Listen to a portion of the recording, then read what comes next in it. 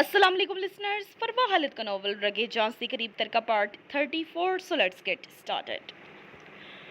उनकी गाड़ी मुजफ्फराबाद के गांव नूरपुर में दाखिल हुई थी, जहां हर तरफ दूर दूर तक पहले सबसे को देख दोनों का मूड कुछ हद तक फ्रेश हुआ था।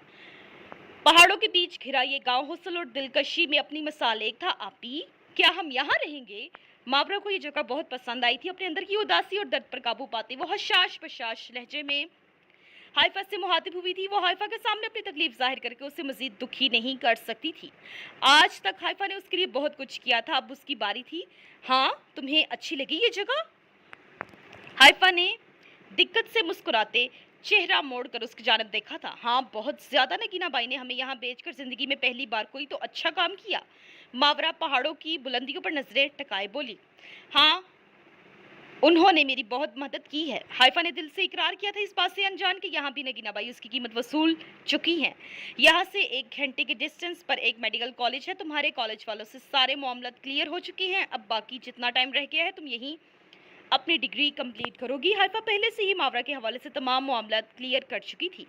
कुछ ही लम्हों बाद उनकी गाड़ी एक इंतहाई खूबसूरत बंगले के बड़े से सफेद गेट के आगे जाकर रुकी थी।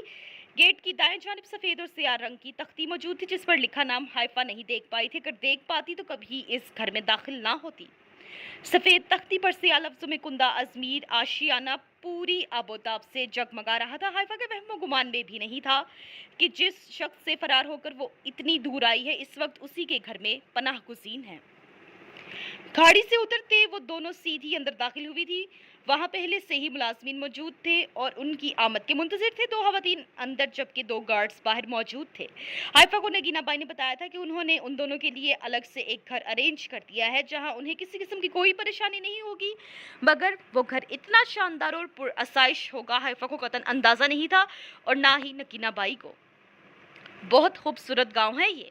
आप शुरू से यहीं रहती हैं? मावरा सामने टेबल पर चाय रखती मुलाजमत से मुहातिब हुई थी। शुक्रिया बीबी जी, हम तो यहीं की पैदावार हैं बीबी जी, और सारी जिंदगी अपने मालिकों की खिदमत में वक्फ करना ही हमारा काम है जी।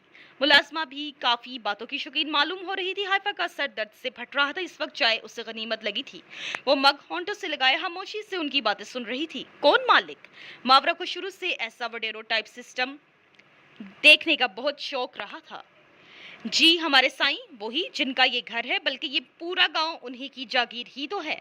यहाँ पास ही उनकी बहुत बड़ी हवेली है, बहुत प्यारी हवेली है जी उनकी। लोग तरसते हैं उनकी हवेली को अंदर से देखने के लिए। मुलाजमा पूरे जोशो खरोश से अपने मालिकों की तारीफ बयान कर रही थी। Oh really? फिर तो हम भी देखना चाहेंगी। ऐसा क्या है उस हवेली में? मुलाजमा की बातें सुन मावरा का इश्तियाक बढ़ा था। मावरा के चेहरे पर खिली मुस्कुराहट देख हाइफा के दिल का बोझ थोड़ा कम हुआ था। वो भी होले से मुस्कुरा दी थी। जी बीबी जी, वो लोग बहुत मेहमान नवाज हैं आपकी आमद का। अगर हवेली की खवातीन को पता चला तो वो आपको जरूर दावत देंगी। बड़ी बीबी जी बहुत अच्छी हैं। मावरा ने ऐसे मुलाजमीन पहली बार देखे थे जो अपने मालिकान से इस हद तक मोहब्बत करते थे। अब तो वो इन हवेली वालों से लाजमी मिलना चाहती थी। सवेरा शेख अजमेर की सगी हाला की बेटी थी। वो अजमेर की एज फेलो थी और बचपन से उन दोनों की बहुत दोस्ती रही थी। अजमेर शुरू से ही बहुत ही केयरिंग और अपने से मुंसलिक रिश्तों को अहमियत देता था। और अभी 10th स्टैंडर्ड में थे जब एक प्लेन क्रैश में सवेरा के पेरेंट्स की डेथ हो गई थी। उसके बाद से अजमेर ने एक कजन और दोस्त होने के नाते उसका बहुत ख्याल रखा था और उनके घर में उन्हीं के साथ रहने लगी थी। अजमेर ने हर जगह हर मामले में सवेरा को फुल सपोर्ट किया था। सवेरा कब अजमेर से मोहब्बत करने लगी थी उसे पता भी नहीं चला था, मगर अजमेर ने उसे हमेशा एक दोस्त और बहन ही माना था। अजमेर के दिल में उसको लेकर ऐसा कोई ख्याल नहीं रहा था कभी भी, और ना ही सवेरा की अपने मुतल्लिक फीलिंग्स समझ पाया था। वो अपनी तालीम के आखिरी मराहिल में थे जब सवेरा ने दिल के हाथों मजबूर अपनी मोहब्बत का इजहार अजमेर के आगे कर दिया था, जिस पर अजमेर ने ना सिर्फ उससे साफ लफ्जों में इनकार किया था, बल्कि उसकी दिन ब दिन करीब आने की कोशिश करने वाली अजीब व गरीब हरकतों पर उसे बुरी तरह छिड़का भी था। अजमेर को ये इश्क मोहब्बत हमेशा से दुनिया के सबसे फजूल काम लगते थे। वह ऐसी चीजों से दूर ही रहना चाहता था जो उसे मेंटली वीक कर दे। सवेरा की फीलिंग्स जानने के बाद अजमेर उससे दूर हो गया था। सवेरा जो हर वक्त अजमेर के साथ रहने की आदी थी, उसका इग्नोर करना बर्दाश्त नहीं कर पा रही थी और अंदर ही अंदर आहिस्ता आहिस्ता उसके खिलाफ होने लगी थी। जिसका सुहान ने भरपूर फायदा उठाया था। सुहान हमेशा से अजमीर को नीचा दिखाने और उससे बदला लेने का कोई मौका हाथ से नहीं जाने देना चाहता था। उसने आहिस्ता आहिस्ता सवेरा की ब्रेन वॉशिंग करके उसको अजमीर के बिल्कुल हलाफ कर दिया था। सवेरा अजमीर के साथ उसके ऑफिस में काम करती थी और अजमीर ने भी उस पर ट्रस्ट करके अपनी तमाम इंपॉर्टेंट फाइल्स उसी के हवाले कर रखी थी। जब इसी तरह के एक इंटरनेशनल प्रोजेक्ट की मीटिंग के दौरान जहां अजमीर की टीम ने अपने काम की डॉक्यूमेंट्री दिखानी थी, सफेरा ने इंतहाई चालाकी से सीडी बदलते बिजनेस सोसाइटी के तमाम मुअज़्ज़िज़ लोगों के सामने खास तौर पर एडिटर वाई अपनी और अजमीर की इंतहाई घटिया वीडियो ऑन कर दी थी, जो देख सबको गहरा झटका लगा था। अजमीर मिरान, जो अपने हल्के के तमाम लोगों के लिए इंतहाई काबिले इज्जत और मुअज़्ज़िज़ इंसान था, अजमीर के कहने से पहले ही बहुत से लोग खुद ही इस वीडियो के फेक होने का कह उठे थे, मगर वहीं मुखालिफिन ने इस बात को बहुत बुरी तरह उछाला था। ना सिर्फ वो प्रोजेक्ट अजमीर के हाथ से निकला था,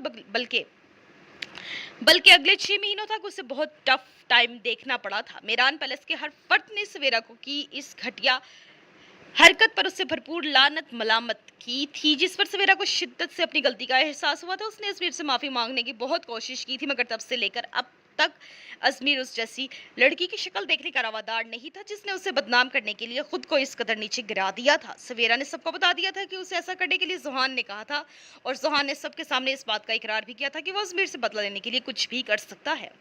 अजमीर को उससे कोई लेना देना ही नहीं था, मगर जिस लड़की का उसने शुरू से साथ दिया था, उसे इस मुकाम तक पहुंचाया था, उसी ने उसकी पीठ में खंजर घोंप दिया था। इस वाकये ने अजमीर का लोगों पर से एतबार उठा दिया था, मगर अब बहुत अरसे बाद उसने दिल से बगावत करके एक लड़की पर ना सिर्फ पूरा भरोसा किया था, बल्कि अपना दिल भी उसके कदमों में रख दिया था, जिससे वो लड़की अपने पैरों तले रौंदते जा चुकी थी।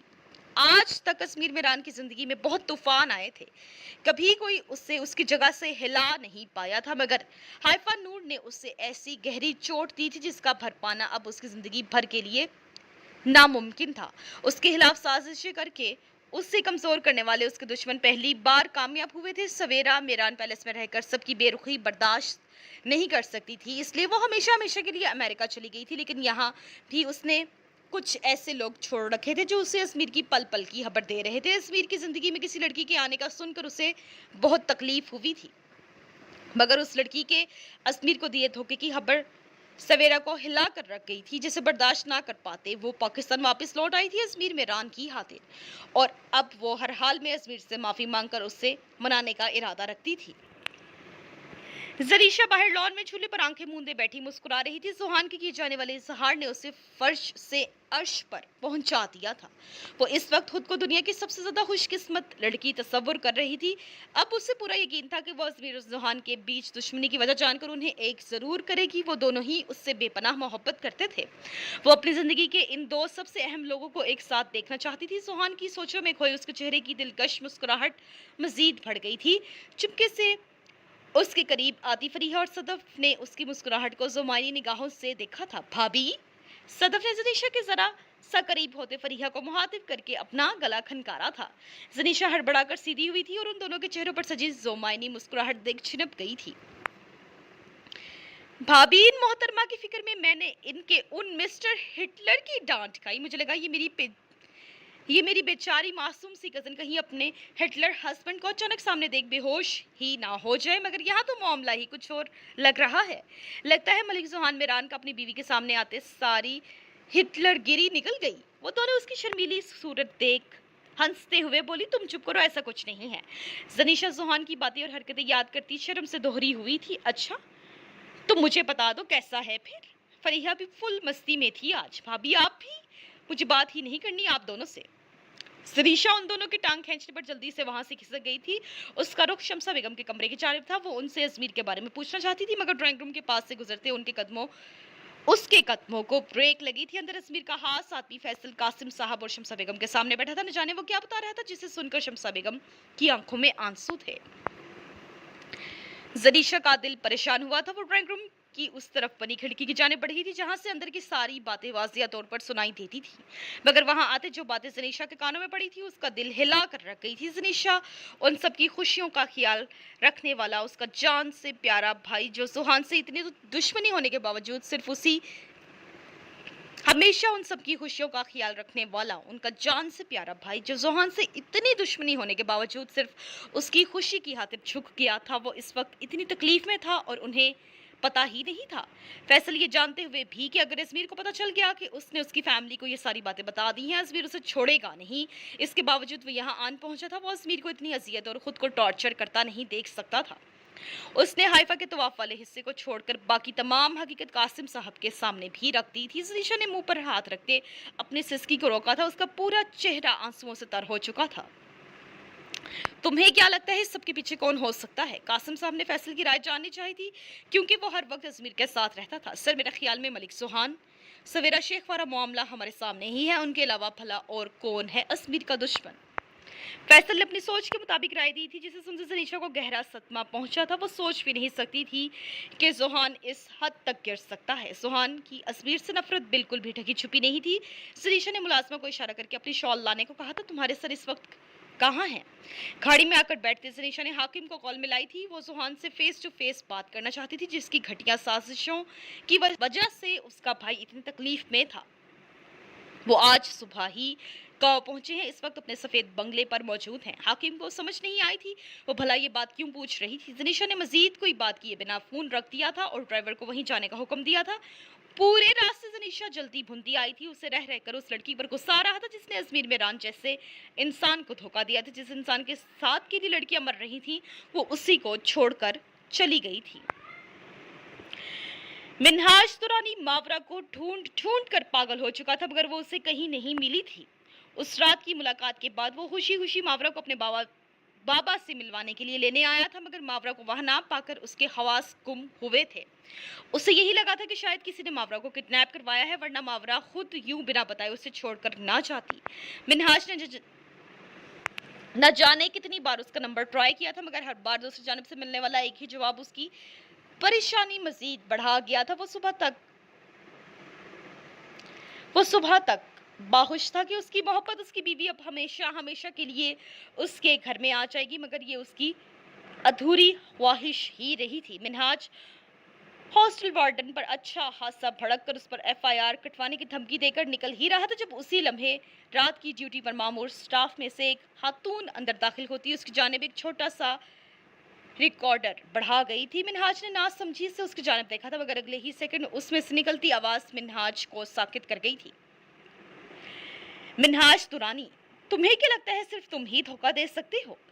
तुम ही दिलों से खेलकर लुत्फ अंदोज होना चाहते हो, कोई और नहीं। तुम्हें क्या लगा मैं अब भी मोहब्बत करती हूँ तुमसे? तुम्हारे इतने बेइज्जत करने के बाद भी भूल थी ये तुम्हारी? मैंने माफ कर देने का नाटक करके ये सब प्यार मोहब्बत का खेल खेला, ताकि तुम्हें बता सकूं कि जब धोखा और धुतकार मिलती है तो कितनी तकलीफ होती है। मैं जा रही हूँ तुम्हारी जिंदगी से दूर, अपनी नई दुनिया बसाने। अगर तुम में थोड़ी सी भी सेल्फ रिस्पेक्ट हुई तो मुझे ढूंढने की कोशिश मत करना। मैं ना तुम्हें देखना चाहती हूँ और ना तुम्हारे साथ रहना। रिकॉर्डिंग खत्म हो चुकी थी, मगर मिन्हाज तुरानी अभी तक अपनी जगह वैसे ही साकित खड़ा था। मावरा जानती थी कि मिन्हाज उसे ढूंढने की भरपूर कोशिश करेगा, इसलिए वहां पहुंचकर उसने ये रिकॉर्डिंग खास तौर पर मिन्हाज के लिए सेंड की थी, ताकि इसे सुनकर वो मावरा से नफरत करने लगे और उसे ढूंढने के बजाय अपने काम पर फोकस करे। मगर ऐसा नहीं हो पाया था। मिन्हाज मावरा के बेवफा होने पर यकीन करने को तैयार ही नहीं था। नहीं, झूठ है ये सब, बिल्कुल झूठ। मावरा मुझसे मोहब्बत करती है, मैंने अपनी आंखों से देखा है।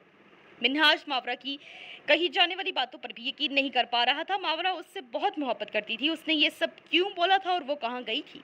मिन्हाज को जल्द से जल्द इस बात का पता लगाना था। पिछले कुछ दिनों से अपनी फ्लाइट का होश भुलाए वो मुसलसल इसी काम में जुटा हुआ था, मगर कोई सिरा हाथ नहीं लग पा रहा था। जब आखिरकार पूरी एक हफ्ते की भागदौड़ के बाद लाचार उसे बिना मावरा से मिले पाकिस्तान छोड़कर जाना पड़ा था, मगर वो यहाँ अपने आदमी को छोड़ गया था, जो मावरा की तलाश के साथ साथ उससे राब्ते में भी थे।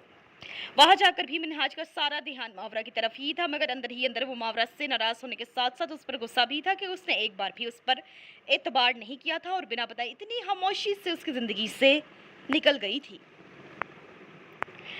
असबीर ने आज तक हर एक की खुशी का ख्याल रखा था, मगर उसे उतने ही दुख मिलते थे।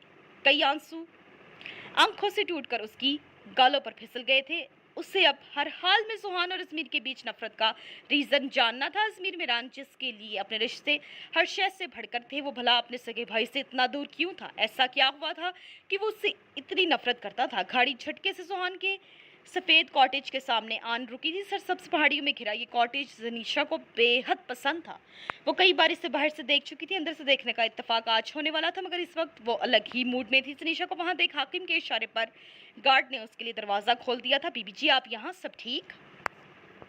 हाकिम के अल्फाज मुंह में ही रह गए थे जब जनीशा के गुस्से भरी नजरों से उसे घूरने पर वो हाथ बांधे सर झुका गया था। मलिक सुहान की बीवी उसकी टक्कर की ना हो, ये कैसे मुमकिन हो सकता था? जनीशा खामोशी से कॉटेज के अंदर दाखिल हो गई थी, जहां उसे मुलाजमा ड्राइंग रूम की डस्टिंग करती नजर आई थी। तुम्हारे साहब कहाँ हैं? जनीशा ने सवालिया नजरों से मुलाजमा की जानिब देखा था। बीबी जी, साहब तो ऊपर अपने कमरे में सो रहे हैं और कुछ घंटे पहले ही सोए हैं, इतनी जल्दी तो नहीं उठेंगे। मुलाजमा अपने साहब की रूटीन से अच्छी तरह वाकिफ थी, जिससे रात से ज्यादा सुबह सोना होता था। रूम किधर है उनका? जनीशा शाम तक यहाँ बैठकर उसके उठने का इंतजार नहीं कर सकती थी। मुलाजमा के इशारे पर वो सीढ़ियां चढ़ती जुहान के रूम की जानिब बढ़ गई थी।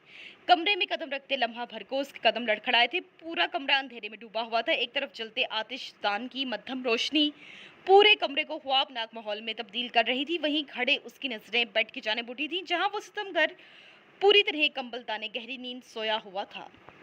इतने अंधेरे में उसके करीब जाने की हिम्मत और हौसला नहीं था उसमें। उसे समझ नहीं आ रहा था कि यहाँ आकर उसने गलत किया था या ठीक। उसने पूरी जुर्रत का मुजाहरा करते लाइट ऑन कर दी थी। वो अभी तक दरवाजे को पकड़कर खड़ी थी। दरवाजे को खुला रखते जैसे ही चंद कदम आगे बढ़ी, दरवाजा ऑटोमेटिक होने की वजह से फौरन बंद हुआ था। जनीशा की सांसें तेज हुई थी। वो छोटे छोटे कदम उठाती जुहान की जानिब बढ़ी थी। जुहान औंधे मुंह लिटा तकिए को अपने नीचे दबोचे हुए था। वो इतनी ठंड में भी शर्टलेस सोया हुआ था। कंबल से झांकते उसकी कसरती बाजू देख जनीशा ने फौरन निगाहें फेरी थी। मुझे आपसे बात करनी है। जनीशा ने एक तरफ खड़े होते सुहान को ऊंची आवाज में पुकारा था, मगर वो ऐसे ही आंखें मूंदे पड़ा रहा था। सुहान की बंद आंखों पर साया फुकन पलकें बहुत खूबसूरत थी। जनीशा अक्सर दिल में इस बात का इकरार कर चुकी थी, उससे सुहान की पलकें बहुत पसंद थी, मगर ये बात सुहान के सामने तो कभी नहीं कहने वाली थी। वो जनीशा दूर से खड़े होकर उसे कई बार पुकार चुकी थी, मगर सुहान वैसा ही बेखबर सोता रहा था। जनीशा पहले से भी कहीं ज्यादा तप चुकी थी। उसका दिल चाहता बेड साइड पर रखा पानी का जग उस बंदे पर उंडेल दे, मगर ऐसा वो सिर्फ सोच सकती थी, करने की हिम्मत नहीं थी उसमें। उसने काफी फासला रखते जरा सा आगे को झुकते जुहान का कंधा हिलाने के साथ साथ उससे आवाज दी थी। ये ही वो लम्हा था जब जुहान ने उसकी कलाई दबोचते उसे एक ही जुस्त में पूरी तरह अपनी जानिब खींच लिया था। जनीशा सीधी जुहान के सीने पर जा गिरी थी। उसके मुंह से बेसाख्ता चीख बरामद हुई थी। वो जुहान के इस जारहाना अमल के लिए 1% भी तैयार नहीं थी। जुहान ने बिना कुछ बोले उसे पूरी तरह अपने शिकंजे में दबोचते उससे कंबल के अंदर लिया था। जनीशा को बच्चों की तरह अपनी गोद में लेकर जुहान ने अपने साथ लेटाते बिना कुछ बोले आंखें वापस मूंद ली थी। बेड का मंजर बदल चुका था। जहां कुछ देर पहले तकिया था, वहां अब जनीशा थी, जुहान के बेहद करीब। जनीशा का दिल धड़क धड़क कर पागल हुआ था। सुहान ने यह सब इतना अचानक किया था कि वो कुछ समझ ही नहीं पाई थी। जब संभली तब जुहान उसे पूरी तरह अपनी गिरफ्त में कैद कर चुका था। प्लीज छोड़े मुझे, ये क्या कर रहे हैं आप? जुहान का एक हाथ जनीशा की गर्दन और कंधे के गिर्द लिपटा हुआ था, जबकि दूसरा हाथ जनीशा की कमर के गिर्द हमायल था। जनीशा 1 इंच भी हिल नहीं पा रही थी। ऊपर से चेहरे पर पड़ती जुहान की तपिश ज़दा गर्म सांसें रही सही कसर भी पूरी कर रही थी। उसकी शॉल हल्की गिरने की वजह से सर से लुढ़क कर शानों पर गिर चुकी थी। मैं कुछ नहीं कर रहा, सिर्फ सो रहा था। तुमने मुझे डिस्टर्ब किया। अब जब तक मैं नींद पूरी नहीं कर लेता तुम इस तरह यहीं रहोगी। जुहान बात खत्म करता चेहरा उसकी गर्दन में छुपा गया था। जनीशा को अपनी सांसें रुकती महसूस हुई थी। जुहान की गर्म सांसें उसे झुलसा रही थी। उसकी धड़कनें बेकाबू हुई थी। जुहान प्लीज, जनीशा ने कांपती आवाज में उसे पुकारा था। उसका पूरा चेहरा शर्मो हया से लाल टमाटर हो चुका था। मेरी बिना परमिशन ना कोई मेरे घर में घुस सकता है, ना मेरे कमरे में और ना ही मेरे दिल में। तुमने ये सारी गुस्ताखियां की हैं जिसकी इतनी सी सजा तो बनती है, और मेरी नींद हराम करने वाले के लिए तो कोई माफ़ी है ही नहीं। ज़ुहान बंद आंखों से बोलता ज़नीशा के लाल अनारी गाल पर अपना गहरा शिद्दत भरा लम्स छोड़ता उसे वार्न कर गया था। ज़नीशा जो ज़ुहान की ज़रा सी कुर्बत बर्दाश्त नहीं कर पाती थी, इस वक्त ज़ुहान की बोलती कुर्बत पर उसकी जान आधी हुई थी। ज़ुहान की गुस्ताखियों पर ज़नीशा मज़ीद कुछ बोल ही नहीं पाई थी। उसका दिल पसलियां तोड़कर बाहर आने को तैयार था। कुछ लम्हे बाद ज़नीशा को ज़ुहान की गहरी होती सांसें महसूस हुई थी। उसने चेहरा मोड़कर ज़ुहान की जानब देखा था, जो बड़े सुकून से उसकी गर्दन में मुंह छुपाए सो रहा था। ज़नीशा उससे कितने ही लम्हे तक की गई थी। उसकी बाहों में आते वो ये तो भूल ही गई थी कि वो यहाँ किस कदर गुस्से में उससे लड़ने आई है। उसका पूरा वजूद ज़ुहान की गिरफ्त में होले होले लरस रहा था, जिसे महसूस करते ज़ुहान के होंठ मुस्कुराए थे। उससे मुस्कुराता देख उससे मुस्कुराता देख ज़नीशा को 40 वॉट का झटका लगा था। वो सो नहीं रहा था और वो कब से उससे घूरी जा रही थी। उसने फौरन नजरों का जाविया बदला था। देख सकती हो, इतना हक देता हूँ तुम्हें। आंखें मूंदे जैसे उस पर एहसाने अजीम किया गया था। प्लीज छोड़े मुझे आपकी और किस मकसद के लिए खिलौना बनाकर इस्तेमाल कर रही हैं, मैं आज अच्छे से समझ गई हूँ। ज़नीशा उसकी ढीली पड़ती गिरफ्त पर उसका बाजू अपने कमर के गिर्द से हटाते बोले, जिस पर झटका लगने की बारी अब ज़ुहान की थी। ये क्या बकवास है? ज़ुहान ने नींद के खुमार से सुर्ख पड़ती आंखों से उसे घूरा था। बकवास नहीं, सच है। मुझे बिल्कुल भी अंदाजा नहीं था आप मेरे लाला को अजियत देने के लिए इस हद तक गिर जाएंगे कि औरतों को मोहरे की तरह इस्तेमाल करेंगी आप। ज़नीशा उसकी गिरफ्त से आज़ाद होती बेड से उतर गई थी। तुम पागल हो गई हो, क्या बकवास किए जा रही हो? किस औरत का इस्तेमाल किया है मैंने? एक तो इस लड़की ने उसकी नींद खराब कर दी थी, ऊपर से उसकी उटपटांग बातें ज़ुहान का दिमाग घुमा गई थी। So listeners, this was the end of. Listeners, don't forget to like, comment, share, and subscribe my channel, and also press the bell icon for latest novels and episodes. Thank you.